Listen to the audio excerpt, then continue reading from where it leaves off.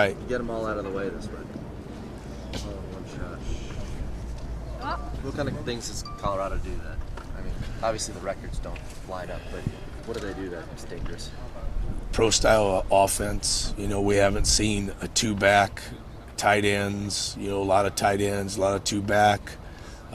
Just a pro-style offense. Quarterback actually gets underneath the center sometimes. Like I said a while ago, and I was tongue-in-cheek kidding, if they line up with a tight end and two guys in the backfield and a quarterback underneath the center, our guys might have called timeout, come over to the sideline and said, "Hey, coach, what is this formation?" Whereas before, that was the norm. But with the game going into a spread game, they pose the problem of they're a different offense than what we've faced the last, how many games have we played? 7 games, and what we see all fall camp and all that. That being said, that's not an excuse, but they're a pro-style attack, which means run, play action pass, West Coast, dink and dime, with the ball, and that's what they are. Is there any concern in terms Absolutely. in terms of what you'll see in the game setting? I mean, I know you guys will be prepping for that all week, but is there that element of the unknown given that you guys haven't gone against that? Unfortunately for a defense, there's always the unknown, okay?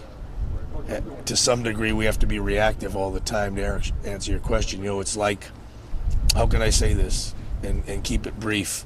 If I'm an offense, I know that I'm going to feature, without getting too technical, these personnels and run these plays with these groups from these formations and these personnels.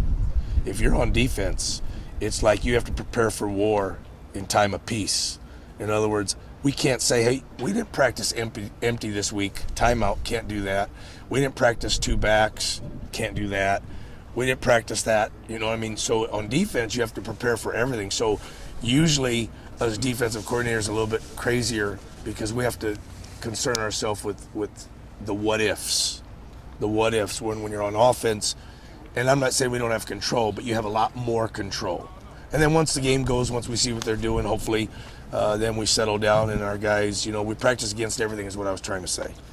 I think some of the other guys alluded to it earlier in the week, and I know you don't have control over the schedule, but do you like the way, as a defensive coordinator, that the schedule kind of laid out, where you have a lot of spread offenses to start in a row, and then you have a lot of pro styles back-to-back? I'd have to say now when I look at it, because we're in Game 8, that yes, because we have like teams after this, but we're not thinking after this. Okay, we're looking at Colorado. Colorado's our Super Bowl, Saturday, 12 o'clock, right here, Otto Stadium, Super Bowl.